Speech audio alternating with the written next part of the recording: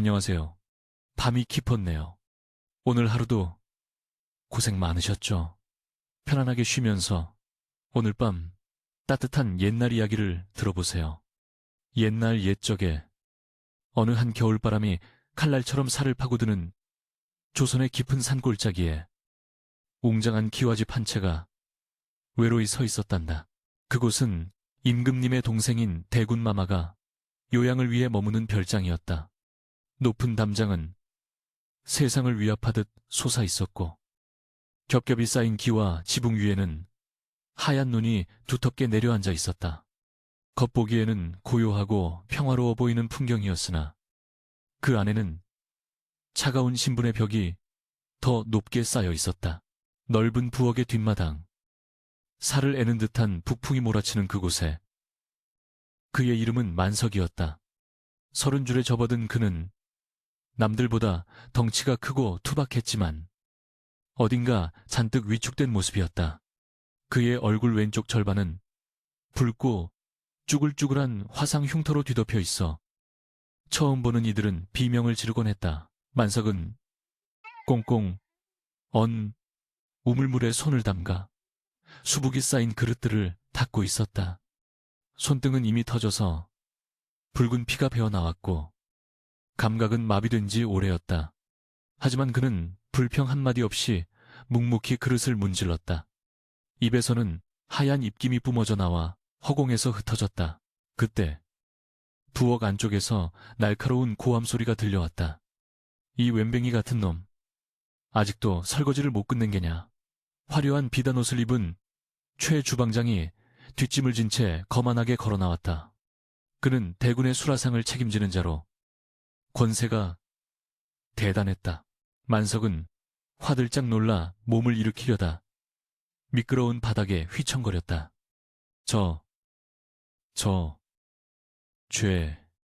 죄송합니다. 날이 너무 추워서.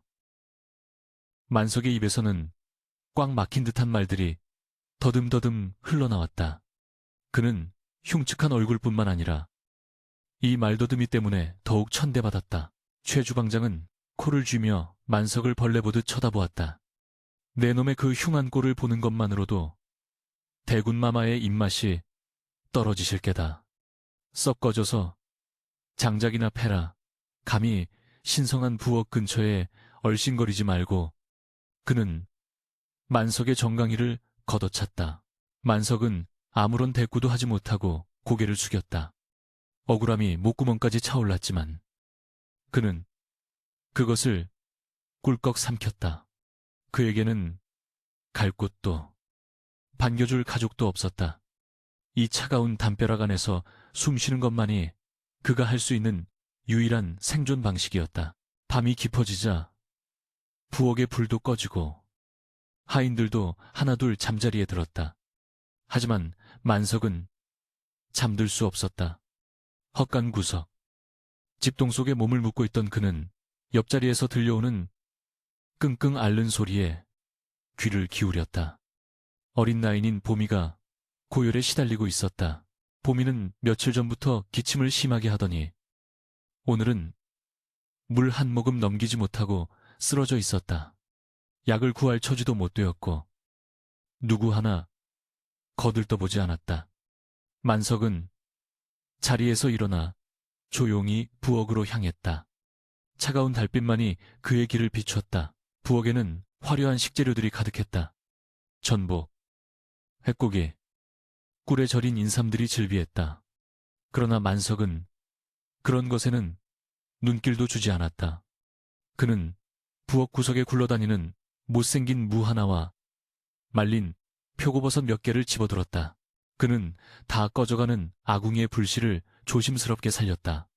작은 뚝배기에 물을 붓고 투박한 손으로 물을 숭덩숭덩 썰어 넣었다. 화려한 양념은 없었다.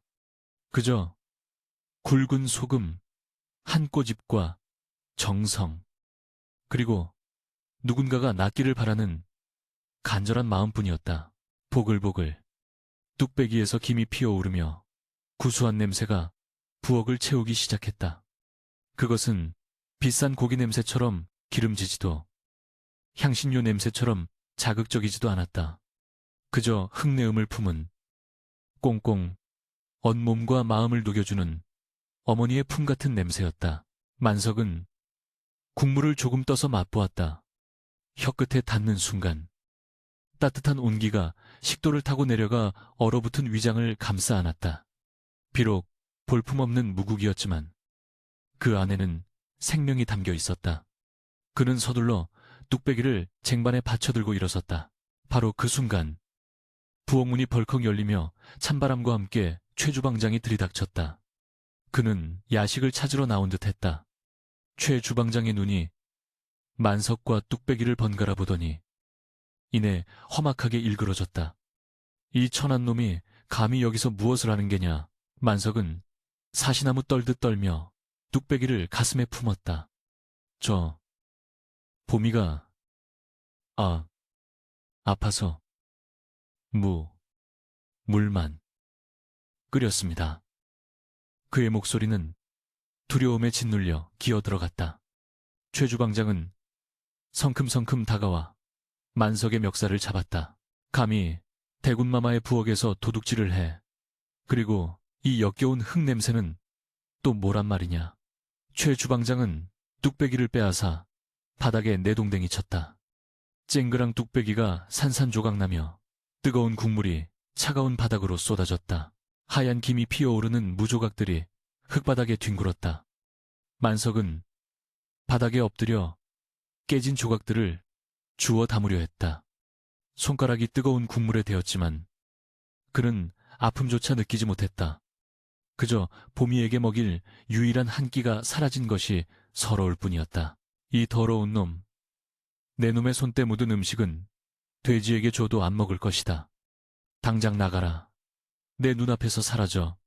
최 주방장은 엎드려 있는 만석의 등을 발로 짓밟았다. 만석은 입술을 깨물며 신음을 삼켰다. 최 주방장이 씩씩거리며 사라진 뒤 부엌에는 다시 적막이 찾아왔다. 쏟아진 무국은 금세 식어 바닥에 얼어붙기 시작했다.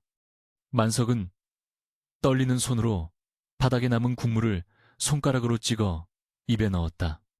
짭짤한 소금맛, 위로 쓴 눈물맛이 겹쳐졌다. 그는 깨진 뚝배기 조각을 품에 안고 비틀거리며 헛간으로 돌아왔다. 보미는 여전히 식은땀을 흘리며 앓고 있었다. 만석은 차가운 자신의 손을 비벼 따뜻하게 한 뒤 보미의 이마에 얹었다.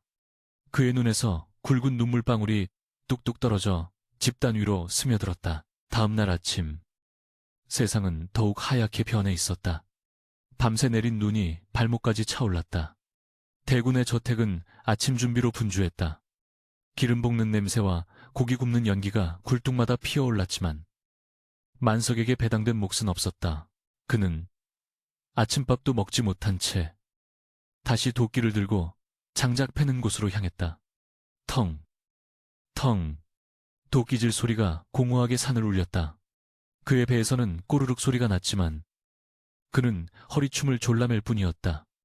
저 멀리 부엌 창문 너머로 하인들이 김이 모락모락 나는 밥을 먹는 모습이 보였다. 만석은 잠시 도끼를 내려놓고 하늘을 올려다보았다. 회색빛 하늘에서는 다시금 눈발이 날리기 시작했다.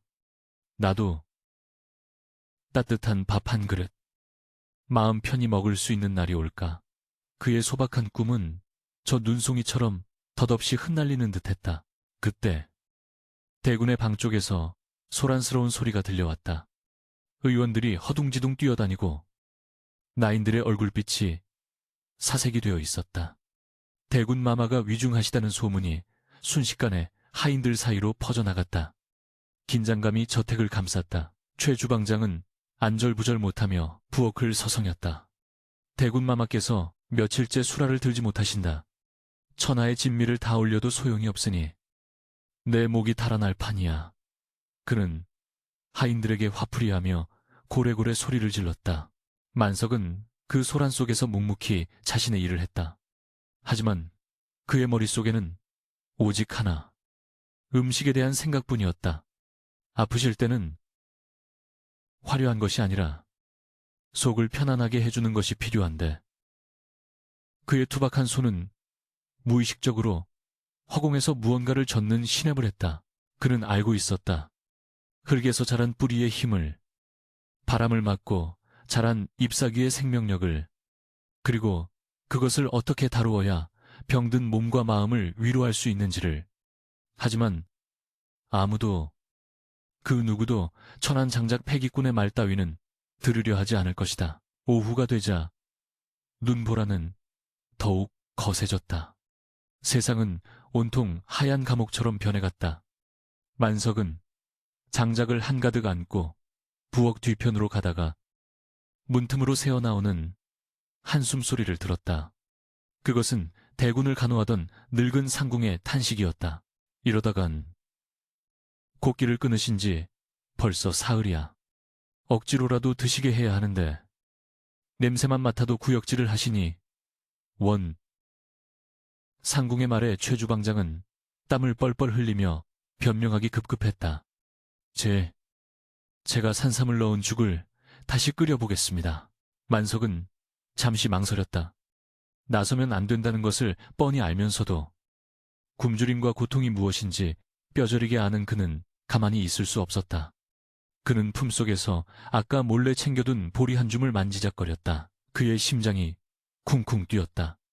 이것은 위험한 도박이었다. 하지만 눈앞에서 죽어가는 생명을 모른 채 하는 것은 요리를 하는 사람의 도리가 아니라고 그는 믿었다.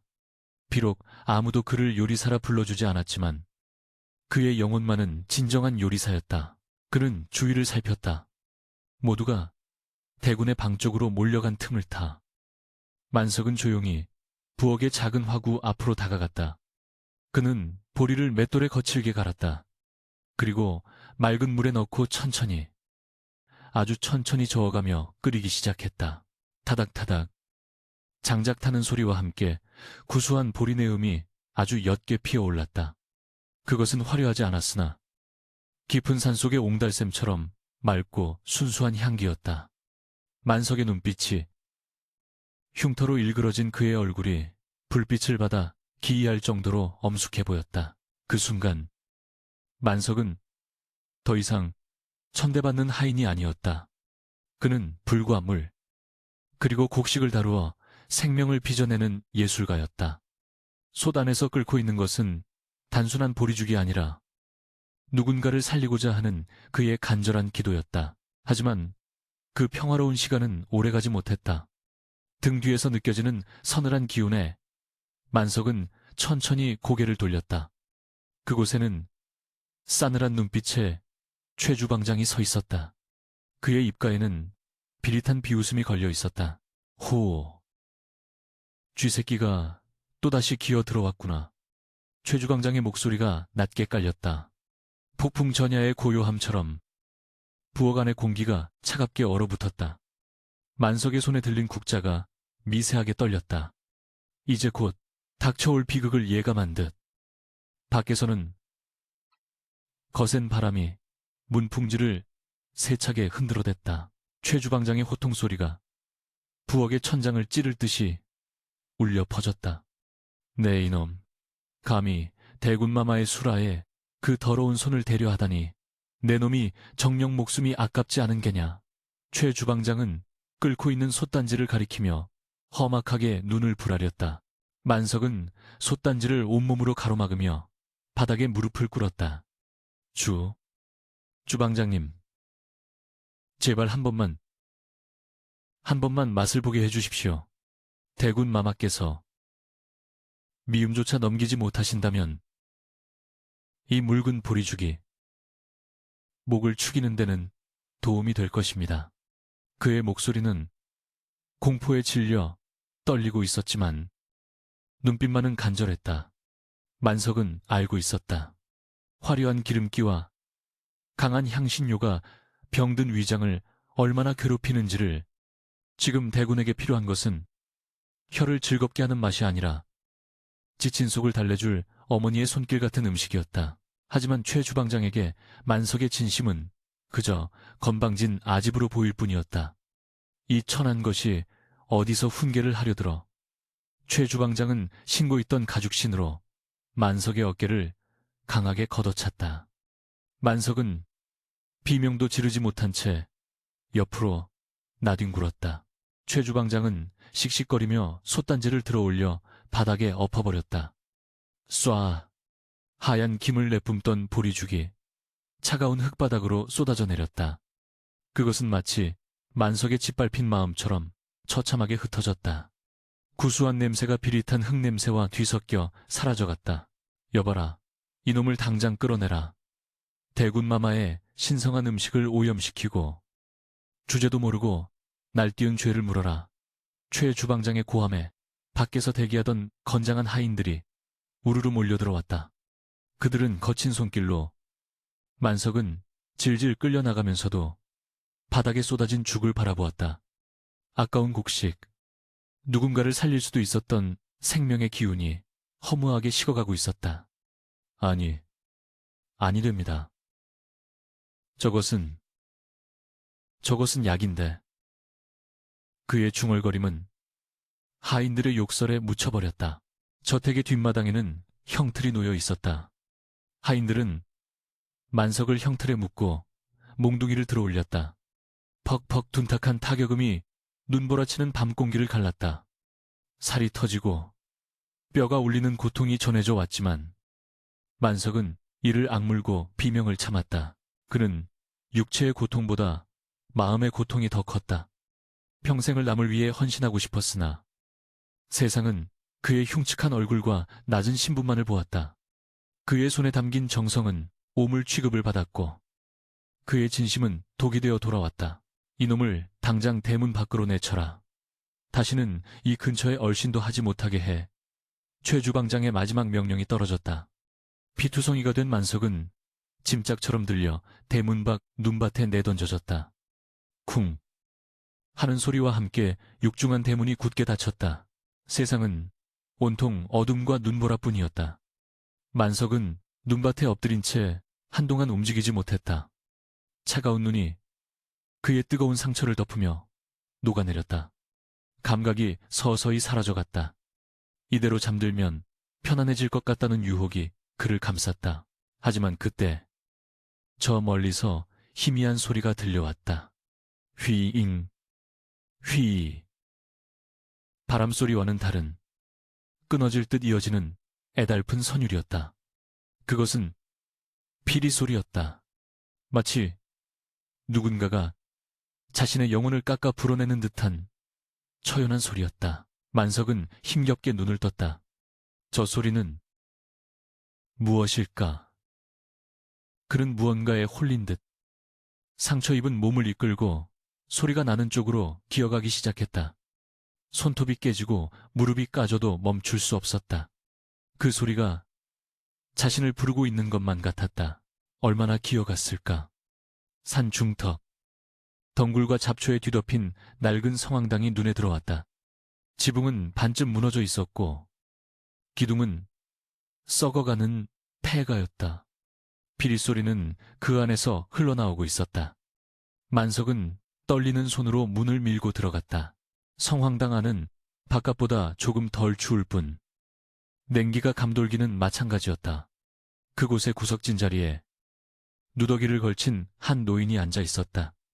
백발이 성성한 노인은 눈을 감은 채 대나무 피리를 불고 있었다. 노인의 앞에는 다 타버린 모닥불의 흔적만이 남아 있었다. 만석이 들어오는 기척의 노인은 피리 불던 것을 멈추고 고개를 돌렸다. 마탄 눈구멍에는 초점 없는 눈동자가 박혀 있었다. 그는 앞을 보지 못하는 장님이었다. 누구신가? 노인의 목소리는 마른 장작처럼 거칠었지만 묘한 위엄이 서려 있었다.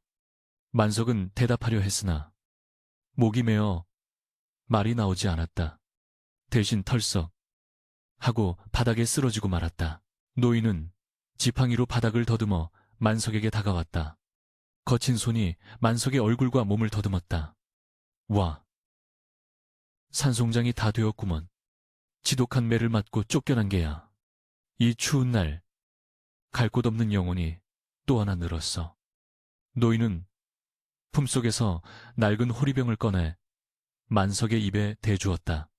차가운 물 한 모금이 식도를 타고 내려가자 만석의 정신이 조금 돌아왔다. 어르신. 배가 고프시죠? 만석이 힘겹게 내뱉은 첫 마디였다. 죽음의 문턱에서 돌아온 그가 가장 먼저 걱정한 것은 자신의 안위가 아닌 눈앞에 늙고 야윈 노인의 허기였다. 노인은 헛웃음을 지었다. 제 코가 석자인 놈이 누굴 걱정하는 게냐. 내 뱃속은 빈지 사흘이 넘었다. 만석은 비틀거리는 몸을 일으켰다.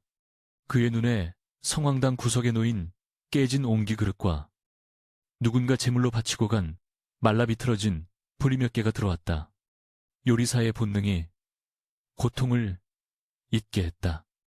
그는 밖으로 나가 깨끗한 눈을 그릇에 가득 퍼담았다. 그는 성황당 주변을 뒤져 마른 나뭇가지를 모았다. 부싯돌을 쳐서 어렵게 불씨를 만들었다. 작은 불꽃이 피어오르자 얼어붙었던 공기에 미세한 온기가 돌기 시작했다. 만석은 눈이 담긴 옹기 그릇을 불 위에 올렸다. 눈이 녹아 물이 되자 그는 돌로 템뿌리를 잘게 지식였다. 딱딱한 분뿌리에서 쌉싸름한 향이 피어올랐다. 그는 그것을 끓는 물에 넣고 품속에 간직하고 있던 솔잎 몇 개를 더했다. 변변한 양념 하나 없는 그저 자연이 내어준 재료뿐인 국이었다. 보글보글 끓는 소리가 성황당 안을 채웠다. 이제 쌉싸름한 향과 솔잎의 청량한 향이 어우러져 기묘하면서도 마음을 편안하게 하는 냄새를 만들어냈다.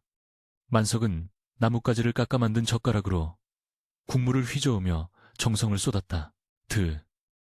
드셔보세요. 이것밖에 드릴 것이 없습니다. 만석은 다 끓인 국을 식혀서 노인에게 건넸다. 노인은 떨리는 손으로 그릇을 받아들었다. 따뜻한 온기가 손바닥을 통해 전해지자 노인의 굳은 표정이 조금 풀어졌다. 노인은 조심스럽게 국물을 한 모금 마셨다. 순간 노인의 눈썹이 꿈틀거렸다. 그는 다시 한 모금, 그리고 또 한 모금을 마셨다. 흙의 기운을 머금은 부음의 맛이 얼어붙은 오장육부를 녹이며 퍼져나갔다. 그것은 단순한 음식 맛이 아니었다. 노인은 그릇을 내려놓고 보이지 않는 눈으로 허공을 응시했다. 그의 눈가에서 주르륵 눈물이 흘러내려 주름진 볼을 타고 떨어졌다. 이 맛은 도대체... 노인의 목소리가 가늘게 떨렸다. 입에 맞지 않으십니까? 만석이 조심스럽게 물었다. 노인은 고개를 가로저었다. 아니다. 입에 맞는 것이 아니라 가슴에 맞는구나. 내 평생 수많은 산의 진미를 먹어보았고 수천 가지 약재를 다루어 보았지만 노인은 말을 잇지 못하고 만석의 손을 더듬어 꽉 잡았다. 그의 손은 따뜻했고 힘이 있었다. 이 국물에는 사람을 살리고자 하는 간절한 마음이 녹아있어 차가운 눈과 거친 뿌리로 어찌 이런 따스한 위로를 빚어낼 수 있단 말이냐. 그 노인은 바로 공영감이었다. 한때는 궁궐내의원의 수석어이였으나 간신의 모함으로 눈을 잃고 쫓겨난 비운의 명이었다. 그는 세상의 모든 약을 알았지만 마음의 병을 고치는 약은 찾지 못해 세상을 떠돌던 중이었다. 만석은 영문도 모른 채 노인의 손을 맞잡았다. 처음이었다. 자신의 요리를 먹고 눈물을 흘려준 사람은, 자신의 투박한 손을 이토록 귀하게 잡아준 사람은 흉측한 외모도 어눌한 말투도 아닌 오직 그의 손맛과 마음을 알아봐준 첫 번째 사람이었다. 자네 이름이 무엇인가? 영감이 물었다. 만석이라 합니다. 만석이 더듬거며 대답했다. 만석이라. 만개의 돌이라는 뜻인가? 아니면 만석군의 부자가 되라는 뜻인가? 허허, 이름 한번 묵직하구나. 공영감은 호탕하게 웃었다. 그 웃음소리는 성황당의 묵은 먼지를 털어내는 듯했다. 나는 공가라고 부르게. 우리 이 지독한 겨울을 함께 나보세. 자네의 그 손과 나의 이 늙은 지혜가 합쳐지면 얼어 죽지는 않을 게야. 그날 밤 성황당 밖에는 여전히 매서운 눈보라가 몰아쳤지만 안은 훈훈했다. 작은 모닥불을 사이에 두고 버림받은 두 사람은 서로의 온기에 기대어 잠이 들었다. 만석은 꿈을 꾸었다. 봄이 와서 꽃이 피고 자신이 만든 음식을 사람들이 웃으며 먹는 꿈을. 시간은 흘러 계절이 바뀌기 시작했다. 만석과 공영감은 산속 생활에 적응해 나갔다. 만석은 산을 타며 나무를 캐고 버섯을 따고 짐승이 남긴 흔적을 쫓았다. 공영감은 그 재료들이 가진 약효와 독성을 가르쳐 주었다. 만석아, 저기 보이는 저 풀은 독초 같지만 뿌리를 잘 말려서 달이면 열을 내리는 귀한 약이 된다. 음식은 곧 약이니라. 재료가 가진 성질을 거스르지 말고 그들이 서로 대화하게 만들어야 한다. 공영감의 가르침은 만석에게 새로운 세상을 열어주었다. 만석은 스펀지처럼 공영감의 지혜를 흡수했다. 그는 단순히 배를 채우는 요리가 아니라 몸의 기운을 돋우고 아픈 곳을 다스리는, 그의 요리는 날이 갈수록 깊어지고 그 맛은 더욱 섬세해졌다. 겨우내 앙상했던 나뭇가지에 연두색 새순이 돋아나던 어느 날, 산 아래 마을에서 심상치 않은 소문이 들려왔다. 지독한 가뭄과 함께 역병이 돌기 시작했다는 것이었다. 사람들은 시름시름 앓았고 굶주림에 지쳐 쓰러져 갔다. 만석은 산 아래를 내려다보며 깊은 한숨을 쉬었다. 어르신, 마을 사람들이 많이 힘든가 봅니다. 공영감은 묵묵히 피리를 불다가 조용히 입을 열었다. 때가 되었구나. 우리가 받은 자연의 혜택을 이제 돌려줄 때가 되었어. 두 사람은 보찜을 쌌다. 만석의 등에는 말린 약초와 산나물이 가득 담긴 지게가, 이거든 미스만제, 보안 묻동마. 공영감의 허리춤에는 낡은 피리가 들려 있었다. 그들은 천천히, 하지만 단호한 발걸음으로 산을 내려가기 시작했다. 그들의 앞에는 새로운 시련과 예기치 못한 운명이 기다리고 있었다. 산 아래 마을의 풍경은 처참했다. 눈바닥은 거북이 등처럼 갈라져 있었고 거리에는 활기를 잃은 사람들만이 유령처럼 떠돌았다. 아이들의 울음소리조차 들리지 않는 죽음의 정적만이 감돌았다. 그리고 그 정적을 깨는 것은 대군의 저택 쪽에서 들려오는 요란한 말발굽 소리였다. 임금님이 행차하신 것이다. 나라의 가뭄을 걱정하여 직접 기우제를 지내러 오셨다는 소식이었다. 하지만 임금님의 안색 또한 흑빛이었다는 소문이 파다했다. 운명의 수레바퀴는 이제 만석을 그 거대한 소용돌이의 중심으로 이끌고 있었다. 만석과 공영감의 만남, 그리고 성장은 이제 다가올 거대한 사건을 위한 준비였습니다. 과연 만석은 자신의 요리로 왕과 나라를 구할 수 있을까요? 봄이 왔으나 봄 같지 않은 날들이었다. 산천 초목은 푸른 빛을 띠려다 말라 비틀어졌고 대지는 거북이 등껍질처럼 쩍쩍 갈라져 신음하고 있었다. 하늘은 야속하게도 구름 한 점 없이 맑기만 했다. 그 맑은 하늘 아래서 조선의 국왕은 죽어가고 있었다. 대군의 별장 안은 침통한 침묵에 잠겨 있었다. 임금의 병세는 날로 악화되었다. 가뭄을 해결하려 먼 길을 온 것이 화근이었다. 과로와 스트레스, 그리고 맞지 않는 물과 음식으로 인해 임금은 숟가락을 들 기운조차 없었다. 전하, 제발 한 수저만이라도 드시옵소서. 내관의 수장인 상선 영감이 울먹이며 간청했다. 최 주방장이 온갖 정성을 다해 끓여올린 전복죽에서는 고소한 참기름 냄새가 진동했다. 그러나 임금은 고개를 돌리며 헛구역질을 했다. 치워라. 기름 냄새가 역겹구나. 임금의 목소리는 다 갈라져 있었다. 화려한 수라상은 그대로 물려졌다. 최 주방장은 식은땀을 흘리며 부들부들 떨었다. 자신의 요리가 거부당한다는 것은 곧 목숨이 위태롭다는 뜻이었다. 한편 별장박 산 아래 마을 풍경은 전혀 달랐다. 마을 입구에 커다란 느티나무 아래 솥단지 하나가 걸려 있었고 그 주위로 수많은 병자와 굶주린 백성들이 길게 줄을 서 있었다. 구수한 냄새가 바람을 타고 마을 전체로 퍼져나갔다.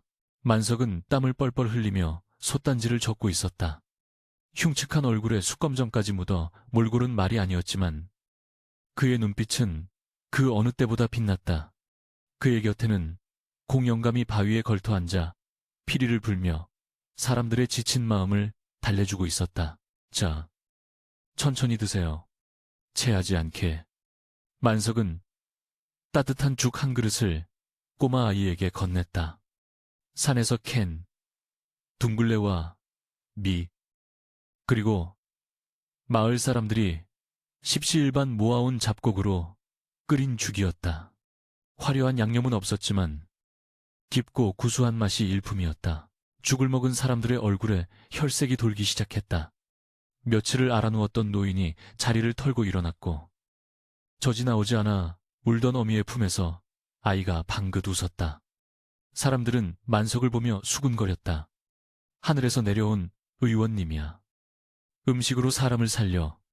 이 기적 같은 소문은 담벼락을 넘어 대군의 별장 안까지 스며들었다. 식재료를 구하러 나갔던 어린 내관 하나가 상선에게 이 믿지 못할 이야기를 전했다. 상선 영감, 마을의 흉터난 사내가 끓인 죽을 먹고 다 죽어가던 사람들이 살아난답니다. 지푸라기라도 잡고 싶은 심정이었던 상선은 눈이 번쩍 뜨였다. 어이들의 탕약도 수라간의 진수성찬도 소용이 없었다. 그는 체면을 버리고 직접 갓을 눌러 쓴 채 몰래 뒷문을 빠져나갔다. 그리고 느티나무 아래의 풍경을 목격했다. 그곳에는 생명이 있었다. 죽음의 그림자가 드리운 별장과는 달리 만석의 솥단지 주변에는 삶의 의지가 펄떡이고 있었다. 상선은 만석이 국자를 놀리는 모습을 유심히 지켜보았다. 투박하지만 리듬이 있었고 식재료를 다루는 손길에는 경외심이 담겨 있었다. 상선은 떨리는 마음으로 만석에게 다가갔다. 이보게, 자네가 그 죽을 끓인 사람인가? 만석은 고개를 들어 노신사를 바라보았다. 허름한 옷차림이었지만 숨길 수 없는 기품이 흘렀다. 예, 그렇습니다만. 뉘신지요? 상선은 주위를 살피더니 만석의 손을 덥석 잡았다. 나는 임금님을 모시는 상선일세. 지금 주상 전하께서 위중하시네. 아무것도 드시지 못해. 옥체가 위태로워. 이탄가 밀어. 제발. 자네가 가서 무엇이라도 좋으니 드실 수 있는 것을 만들어주게. 만석은 깜짝 놀라 뒷걸음질 쳤다. 저는 감히 궁궐의 높은 분께 음식을 올릴 신분이 못 됩니다. 게다가 저는 저곳에서 쫓겨난 죄인입니다. 그는 대군의 별장을 가리키며 고개를 저었다. 그곳은 그에게 지울 수 없는 상처와 공포의 장소였다. 그때 피리 소리가 멈추고 공영감의 목소리가 들려왔다. 만석아. 두려우냐? 공영감은 보이지 않는 눈으로 만석을 꿰뚫어보듯 말했다. 내 손은 비록 흉터투성이지만 그 손끝에서 피어나는 생명은 누구보다 아름답다. 임금도 사람이다. 배고프고 아픈 사람일 뿐이야. 공영감의 말에 만석의 가슴 속에서 뜨거운 무언가가 울컥 솟구쳤다. 그는 자신의 손을 내려다보았다. 거칠고 못생긴 손, 하지만 이 손으로 수많은 이웃을 살려냈다. 그는 천천히 고개를 들었다. 가겠습니다. 가서 밥 한 끼 지어 올리겠습니다. 상선은 뛸 듯이 기뻐하며 만석과 공영감을 이끌고 별장의 쪽문으로 향했다. 해가 뉘엿뉘엿 지고 별장 안은 어둠에 잠기고 있었다. 만석은 익숙한 그러나 끔찍한 기억이 서려 있는 부엌으로 다시 발을 들여놓았다. 부엌은 여전히 기름진 냄새와 긴장감으로 가득 차 있었다. 하인들은 숨소리도 내지 못한 채 일하고 있었다. 만석이 부엌 안으로 들어서자 일하던 나인 하나가 비명을 질렀다. 아니, 저 사람은 소란을 듣고 안쪽 방에서 최 주방장이 튀어나왔다. 그는 만석을 보자마자 귀신이라도 본 듯 눈을 부라렸다. 네, 이놈, 여기가 어디라고 감히 다시 기어들어와. 내 저번에 몽둥이 찜질이 부족했나 보구나.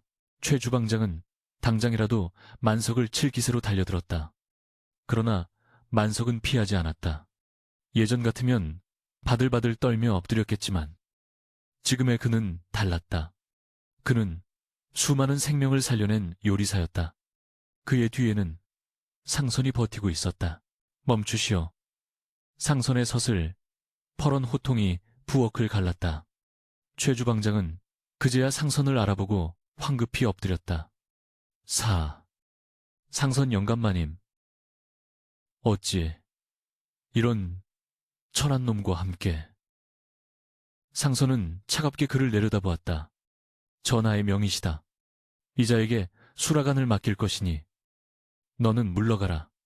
최 주방장의 얼굴이 불그락푸르락해졌다.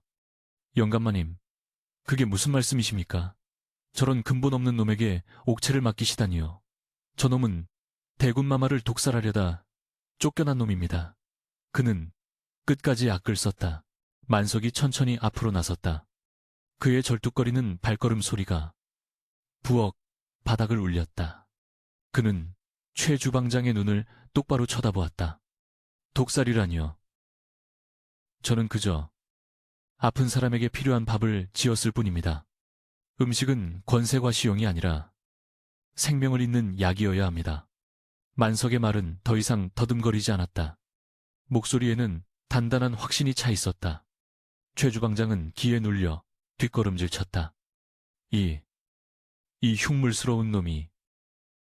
그가 다시 욕설을 퍼부으려 할 때 만석은 이미 그를 지나쳐 부엌의 중심인 아궁이 앞으로 걸어가고 있었다. 만석은 부엌을 둘러보았다. 최고급 재료들이 산더미처럼 쌓여 있었지만 그의 눈에 들어온 것은 구석 항아리 단지였다. 그는 먼지 쌓인 뚜껑을 열었다. 난쓰하고 구수한 냄새가 훅 끼쳐왔다. 몇 년 묵은 된장이었다. 이것이면 충분합니다. 만석은 혼잣말처럼 중얼거렸다. 그는 하인들에게 명령했다. 물을 걷고 뒤뜰에 도단한 초벌 부추를 베어 오너라. 그리고 묵은 된장을 퍼라. 하인들은 최 주방장의 눈치를 보며 머뭇거렸다. 어서 시행하지 않고 못들 하느냐. 상선의 불호령이 떨어지자 그제야 하인들이 허둥지둥 움직이기 시작했다. 최 주방장은 분한 표정으로 구석에 서서 팔짱을 꼈다. 어디 두고 보자. 그따위 천한 음식으로 전하의 입맛을 맞출 수 있을 것 같으냐. 만석은 솥에 맑은 물을 부었다. 그리고 불을 지폈다. 다닥다닥 장작 타는 소리가 심장 박동 소리와 맞춰 울렸다. 그는 된장을 체에 걸러 아주 곱게 풀었다. 콩 건더기가 걸리지 않도록. 국물은 맑으면서도 깊은 색을 띠게 했다. 물이 끓어오르자 만석은 봄에 가장 먼저 돋아나 사위에게도 안 준다는 초벌 부추를 썰어 넣었다. 부추의 알싸한 향과 된장의 구수한 향이 만나 부엌의 공기를 바꾸어 놓았다. 그것은 고향의 냄새였고 어머니의 냄새였으며 잊고 살았던 건강함의 냄새였다. 만석은 눈을 감고 국자로 국물을 천천히 저었다. 숟가락으로 간을 보았다. 짜지 않으면서도 깊은 감칠맛이 혀끝을 감돌았다. 속이 뻥 뚫리는 듯한 시원함이 있었다. 됐어. 이 맛이야. 그는 옆에서 쌀뜨물에 불려놓은 보리를 꺼냈다. 소화가 잘 되도록 아주 부드럽게 갈아서 죽을 쑤었다. 화려한 고명, 하나 없는 누런 보리죽과 거무튀튀한 된장국. 그것이 만석이 준비한 임금님의 수라상이었다. 최 주방장은 코웃음을 쳤다. 저런 개죽을 감히 전하께 올리겠다니. 내 놈이 드디어 미쳤구나. 내 장담하건대 내 놈은 오늘 목이 달아날 것이다. 그러나 만석은 흔들리지 않았다. 그는 정성스럽게 소반에 음식을 담았다. 갑시다. 전하께서 기다리십니다. 상선이 앞장섰다. 만석은 떨리는 손으로 소반을 들고 상선의 뒤를 따랐다. 복도를 지나는 내내 만석의 심장은 터질 듯이 뛰었다. 하지만 그의 머릿속에는 오직 하나, 병상에 누워 고통받는 환자의 모습뿐이었다. 임금의 침전 앞, 호위무사들의 살벌한 기운이 감돌았다. 상선이 조용히 고했다. 전하, 새로운 음식을 올리옵니다. 부디 한 번만 굽어 살피소서. 안에서는 긴 침묵 끝에 힘없는 기침소리와 함께 허락이 떨어졌다. 문이 열리고 양냄새가 진동하는 방 안으로 만석이 들어갔다. 병풍 뒤에 누워있는 임금의 모습이 희미하게 보였다. 만석은 숨조차 크게 쉴 수 없었다. 그는 바닥에 엎드려 소반을 머리 위로 올렸다. 방 안에 된장국 냄새가 은은하게 퍼지기 시작했다. 역한 기름 냄새에 지쳐있던 임금의 코끝이 미세하게 움직였다. 이 냄새는 궁궐의 화려한 음식 냄새가 아니었다. 어린 시절 유모의 품에서 맡았던 그리운 흙냄새, 그리고 생명의 냄새였다. 임금이 천천히 몸을 일으켰다. 내관들이 황급히 달려들어 부축했다. 임금의 시선이 소반 위에 소박한 밥상에 머물렀다. 이것은 된장국이 아니냐? 임금의 목소리에 호기심이 서렸다. 만석은 바닥에 이마를 댄 채 말했다. 소인. 만석이라 하옵니다. 전하에. 지친 속을 달래드리고자 산과들의 기운을 담았습니다. 부디 드시옵소서. 그의 말은 여전히 조금 어눌했지만 진심이 담겨 있었다. 임금은 떨리는 손으로 숟가락을 들었다. 그리고 된장국을 한 숟가락 떠서 입으로 가져갔다. 꿀꺽, 목 넘김 소리가 방 안에 크게 울렸다. 모두가 숨을 죽이고 임금의 반응을 기다렸다. 최 주방장은 문 밖에서 엿들으며 비명을 기다리고 있었다. 잠시 후 임금의 눈에서 눈물 한 방울이 툭 하고 떨어져 밥상 위로 떨어졌다. 아? 임금은 깊은 탄식을 내뱉었다. 그것은 고통의 신음이 아니라 오랫동안 잊고 있었던 편안함을 찾은 안도의 한숨이었다. 맛있구나. 정말 맛있어. 임금은 다시 숟가락을 움직였다. 한 번, 두 번. 속도가 점점 빨라졌다. 구역질은 없었다. 거부 반응도 없었다. 보리죽과 된장국은 굶주린 임금의 위장 속으로 스며들어 생명의 불씨를 다시 지피고 있었다. 그 모습을 지켜보던 상선도, 내관들도 소리 없이 눈물을 훔쳤다. 만석은 여전히 고개를 숙이고 있었지만 그의 어깨는 감격으로 가늘게 떨리고 있었다. 그는 해낸 것이다. 화려한 기교가 아닌 따뜻한 진심으로 나라의 가장 높은 어른을, 아니 한 명의 아픈 사람을 살려낸 것이다. 그 시각 부엌에서 초조하게 기다리던 최 주방장은 믿을 수 없는 소식을 들었다.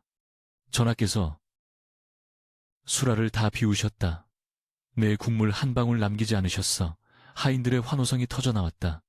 최 주방장은 다리에 힘이 풀려 주저앉고 말았다. 그러나 이것은 끝이 아니었다. 임금은 수라를 마치고 기운을 차리자 쩌렁쩌렁한 목소리로 명을 내렸다. 이 음식을 만든 자를 지금 당장 내 앞으로 대령하라. 내 그 얼굴을 보아야겠다. 만석은 천천히 고개를 들었다. 임금과 눈이 마주쳤다. 흉측한 화상 자국이 드러났지만 임금의 눈에는 그 흉터가 보이지 않는 듯했다. 오직 만석의 맑은 눈동자와 그 안에 담긴 우직한 충심만이 보일 뿐이었다. 내 이름이 만석이라 하였느냐? 임금이 부드럽게 물었다. 예, 그러하옵니다. 전하, 네가 나를 살렸다. 네가 이 나라를 살렸어. 임금의 칭찬에 만석은 다시 한번 깊이 머리를 조아렸다. 하지만 그의 마음속 한구석에는 아직 해결되지 않은 응어리가 남아 있었다. 바로 탐욕스러운 최 주방장과 그가 망쳐놓은 병든 부엌, 그리고 가뭄에 고통받는 백성들의 모습이었다. 이제 만석은 더 이상 숨거나 도망치지 않을 것이다. 그는 요리사로서, 그리고 한 인간으로서 당당하게 맞서리라 다짐했다. 바야흐로 모든 것이 제자리로 돌아갈 시간, 인과응보의 시간이 다가오고 있었다. 만석의 요리가 기적을 일으켰습니다. 이제 마지막 장, 탐욕스러운 자들에 대한 심판과 만석의 진정한 행복이 기다리고 있습니다. 밤새 내리던 빗방울이 잠시 멈추고 동쪽 하늘에서 붉은 해가 떠올랐다. 그것은 실로 오랜만에 보는 구름 한 점 없는 찬란한 아침이었다. 대군의 별장에는 전날과는 전혀 다른 활기가 넘쳐 흘렀다. 죽음의 문턱까지 갔던 임금님이 자리를 털고 일어나셨다는 소식은 삽시간에 퍼져나갔다. 별장의 하인들은 기쁨의 눈물을 흘리며 바쁘게 움직였고 마당을 쓸고 닦는 빗자루 소리조차 경쾌하게 들렸다. 임금은 며칠 만에 처음으로 침전 밖으로 걸어 나왔다. 아직 걸음걸이는 다소 느렸으나 그 눈빛만은 총기를 되찾아 형형하게 빛나고 있었다. 그는 뒷짐을 지고 별장의 뜰을 거닐며 깊은 생각에 잠겨 있었다. 그의 머릿속에는 어제 먹었던 그 투박한 된장국과 보리죽의 맛이 생생하게 남아 있었다. 그것은 단순한 음식의 맛이 아니었다. 그것은 가뭄에 타들어가는 논바닥의 냄새였고 배고픔에 지친 백성들의 땀 냄새였으며 그럼에도 불구하고 희망을 잃지 않는 끈질긴 생명력의 맛이었다. 상선. 임금이 낮지만 단호한 목소리로 불렀다. 그림자처럼 따르던 상선이 즉시 허리를 굽혔다. 예, 전하, 모든 사람을 앞마당에 모아라. 내 오늘 이 별장에서 일어난 모든 일의 옳고 그름을 가리려 한다. 잠시 후 별장 앞마당에는 긴장감이 감돌았다. 대군을 비롯한 관리들, 그리고 부엌의 하인들까지 모두 마당에 엎드려 있었다. 그 대열의 맨 앞에는 만석이, 그리고 그 옆에는 포승줄에 묶인 최 주방장이 무릎을 꿇고 있었다. 최 주방장의 얼굴은 사색이 되어 있었다. 그는 억울하다는 듯 연신 땅에 머리를 붙이며 읍소했다. 전하 억울하옵니다. 소인은 오로지 전하의 건강을 위해 산해진 밀을 준비했을 뿐입니다. 저 천한 놈이 쓴 싸구려 재료와 소인의 정성을 비교하시다니요. 임금은 차가운 눈으로 최 주방장을 내려다보았다. 산해진 밀아. 그래, 네가 올린 음식들은 분명 귀하고 값비싼 것들이었다. 하지만 그 안에는 가장 중요한 것이 빠져 있었다. 최 주방장은 눈을 동그랗게 뜨고 물었다. 그것이 무엇이옵니까? 소인은 최고급 인삼과 녹용, 전복을 아낌없이 썼습니다. 임금은 천천히 계단을 내려와 최 주방장의 코앞에 섰다. 마음이다. 임금의 목소리가 마당을 울렸다. 너의 요리에는 너의 욕심과 과시욕만이 가득했다. 백성들은 굶주려 흙을 파먹는데 너는 기름진 고기를 쓰레기통에 버리며 부엌을 사치로 더럽혔다. 네가 만든 것은 음식이 아니라 백성들의 피와 눈물을 쥐어짜 만든 독이었다. 최 주방장은 할 말을 잃고 입을 뻐끔거렸다. 임금은 시선을 돌려 부들부들 떨고 있는 만석을 바라보았다. 하지만 이 사람을 보라. 그는 가진 것 없는 천민이고 쫓겨난 자였다. 그러나 그는 버려진 묵은 장과 들판의 풀로 나를 살렸다. 임금은 만석의 앞으로 다가가 그의 거친 손을 잡았다. 만석은 너무나 황송하여 몸 둘발을 몰라 했다.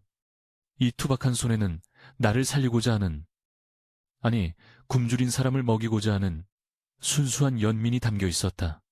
그것이 바로 진정한 요리사의 마음이자 내가 잃어버렸던 위정자의 마음이다. 만석의 눈에서 뜨거운 눈물이 주르륵 흘러내렸다. 평생을 흉측한 괴물 취급받으며 살아온 그였다. 부엌 구석에서 쥐죽은 듯 지내야 했던 그 서름이 임금의 따뜻한 손길 한 번에 눈 녹듯 사라져 내렸다. 여보라. 임금의 호령이 떨어졌다. 죄인 최가는 들어라. 너는 그동안 자신의 지위를 이용해 약자를 핍박하고 귀한 식재료를 낭비한 죄가 크다. 너를 주방장직에서 파직하고 곤장 50대를 쳐서 궁 밖으로 내치노라. 네가 무시했던 그 배고픔이 무엇인지 몸소 체험하도록 하라. 최 주방장은 비명을 지르며 형틀로 끌려갔다. 곤장 소리가 울려 퍼질 때마다 그동안 그에게 괴롭힘을 당했던 하인들은 속으로 환호성을 질렀다. 그것은 단순한 처벌이 아니라 오랫동안 묵혀왔던 정의가 실현되는 순간이었다. 처벌이 끝나고 소란이 가라앉자 임금은 다시 만석을 향해 온화한 미소를 지었다. 만석아, 나는 너를 한양으로 데려가려 한다. 너를 수라간의 최고 책임자인 대령숙수로 임명하겠다. 궁궐로 가서 나를 위해 그리고 만조백관을 위해 그 솜씨를 발휘해 다오. 마당에 모인 모든 사람이 숨을 죽였다. 그것은 파격적인 제안이었다. 천민 출신의 장작 패기꾼이 하루아침에 정삼품의 벼슬에 오르는 개천에서 용이 나는 순간이었다. 상선조차 놀라 입을 다물지 못했다. 하지만 만석의 반응은 의외였다. 그는 감격에 겨워하면서도 천천히 고개를 가로저었다. 전하, 죽을 죄를 지었습니다만 소인은 임금의 미간이 살짝 찌푸려졌다. 어찌해서냐? 부귀영화가 싫다는 것이냐? 아니면 내 곁에 있는 것이 두려운 것이냐? 만석은 바닥에 엎드린 채 떨리지만 분명한 목소리로 대답했다. 전하, 소인에게는 기다리는 사람들이 있습니다. 만석은 고개를 돌려 별장, 담벼락 너머 산 아래 마을을 바라보았다. 저 아래에는 아직도 굶주림에 허덕이며 제가 끓인 묽은 죽 한 그릇을 기다리는 이웃들이 있습니다. 궁궐에는 훌륭한 숙수님들이 많이 계시지만 이곳 산골 마을에는 저와 눈먼 공 어르신밖에는 없습니다. 제가 떠나면 저 솥단지의 불은 꺼지게 됩니다. 소인은 화려한 궁궐의 부엌보다 비바람이 몰아쳐도 배고픈 이들이 찾아올 수 있는 저 느티나무 아래가 더 좋습니다. 정적이 흘렀다. 감히 임금의 제안을 거절한 만석의 무모함에 모두가 등골이 서늘해졌다. 하지만 임금은 화를 내지 않았다. 오히려 그의 표정은 점점 더 진지해졌고 눈가에는 이슬이 맺히기 시작했다. 임금은 천천히, 아주 천천히 무릎을 굽혔다. 흙바닥에 임금의 무릎이 닿았다. 상선과 대신들이 기겁하며 달려나왔다. 전하, 어찌하여 옥체를 굽히시나이까 통촉하여 주시옵소서. 임금은 손을 들어 그들을 물렸다. 그리고 무릎을 꿇은 채 엎드려 있는 만석과 눈높이를 맞추었다. 이것은 조선 역사상 전무후무한 일이었다. 지존인 국왕이 일개 천민 요리사 앞에서 무릎을 꿇은 것이다. 만서가 임금의 목소리가 떨렸다. 나는 오늘 너에게서 배운다. 왕인 나조차도 백성의 고통을 잊고 살았거늘 너는 그 낮은 곳에서 진정한 사랑을 실천하고 있었구나. 네가 나보다 낫다. 네가 진정한 이 나라의 어이유이이자 스승이다. 임금은 만석의 손을 잡고 일으켜 세웠다. 내 뜻이 정 그러하다면 내 억지로 너를 데려가지 않겠다. 대신 내가 너에게 줄 수 있는 최고의 선물을 주고 싶구나. 임금은 즉석에서 붓과 먹을 가져오게 했다. 그리고 하얀 종이 위에 힘찬 필치로 4글자를 써내려갔다. 애민지식, 아이민즈시, 백성을 사랑하는 밥이라는 뜻이었다. 이것을 너의 부엌에 걸어두거라. 그리고 앞으로 네가 필요한 쌀과 식재료는 관아에서 책임지고 공급하도록 하겠다. 너는 마음껏 배고픈 이들을 위해 요리하거라. 임금이 하사한 편액을 받아든 만석은 펑펑 울음을 터뜨렸다. 그때였다. 마른 하늘에 갑자기 먹구름이 몰려들더니 후두둑 빗방울이 떨어지기 시작했다. 한 방울, 2방울. 이내 굵어진 빗줄기는 메마른 대지를 적시고 지붕을 두드렸다. 비다, 비가 온다. 사람들이 환호성을 질렀다. 몇 달간 조선 팔도를 괴롭혔던 가뭄을 끝내는 단비였다. 임금은 하늘을 올려다보며 비를 맞았다. 하늘도 감동하였구나. 너의 그 착한 마음이 하늘을 움직였어. 만석은 빗물과 눈물이 뒤섞인 얼굴로 웃었다. 저 멀리 마을 어귀에서 공영감이 부른 피리 소리가 빗소리에 섞여 들려왔다. 그것은 기쁨의 춤곡이었다. 세월이 흘러 대군의 별장 아래 작은 식당은 전국에서 가장 유명한 곳이 되었다. 흉터 투성이의 주방장과 눈먼 노인이 운영하는 그곳에는 늘 사람들이 북적였다. 가난한 자는 돈을 내지 않아도 배불리 먹을 수 있었고 부자들은 비싼 값을 치르고서라도 그 맛을 보려 줄을 섰다. 만석의 요리에는 신기한 힘이 있었다. 거만한 양반은 겸손을 배웠고 참고로 절망에 빠진 자는 희망을 얻어갔다. 만석은 늙어서도 솥단지 앞을 떠나지 않았다. 그의 얼굴에 있던 흉터는 더 이상 흉측해 보이지 않았다. 사람들은 그 주름과 흉터 사이에서 세상에서 가장 인자한 미소를 발견하곤 했다.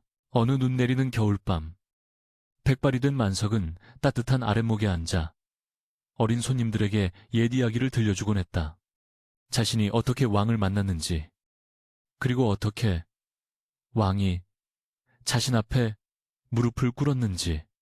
하지만 그 이야기의 끝은 항상 똑같았다. 얘들아, 세상에서 가장 맛있는 양념이 뭔지 아니, 그건 소금도 꿀도 아니란다. 바로 진심이야. 누군가를 위하는 따뜻한 마음. 그것 하나면 돌멩이로도 사람을 살리는 요리를 만들 수 있단다. 만석의 식당 처마 끝에는 임금님이 내려주신 애민지식 현판이 세월의 때를 입고 고즈넉하게 걸려 있었다. 그리고 그 아래 가마솥에서는 여전히 구수한 된장국 냄새가 피어올라 온 세상을 따뜻하게 감싸 안았다. 에필로그. 그 후로도 오랫동안 사람들은 만석을 성자 요리사라 불렀다. 공영감은 만석의 곁에서 평생을 함께하다 편안히 눈을 감았다. 공영감의 무덤가에는 만석이 심은 산수 유나무가 자라 매년 봄이면 노란 꽃을 피웠다. 만석이 세상을 떠나던 날, 하늘에서는 부드러운 눈이 내렸다. 사람들은 슬퍼하기보다 그가 남긴 따뜻한 밥 한 그릇의 온기를 기억하며 서로를 위로했다. 지금도 한국의 어느 시골 장터, 허름한 국밥집에 가면 문득 그런 생각이 들 때가 있다. 투박한 뚝배기에 담긴 뜨거운 국물 한 숟가락이 지친 내 영혼을 어루만져주는 느낌. 어쩌면 만석 할아버지의 마음이 수백 년의 시간을 넘어 오늘날 우리의 밥상 위에도 머물러 있는 것은 아닐까. 오늘 밤 당신의 밥상은 어떠했나요? 화려하지 않아도 좋습니다. 따뜻한 진심이 담긴 밥 한 끼가 있다면 당신은 이미 왕보다 더 행복한 사람입니다.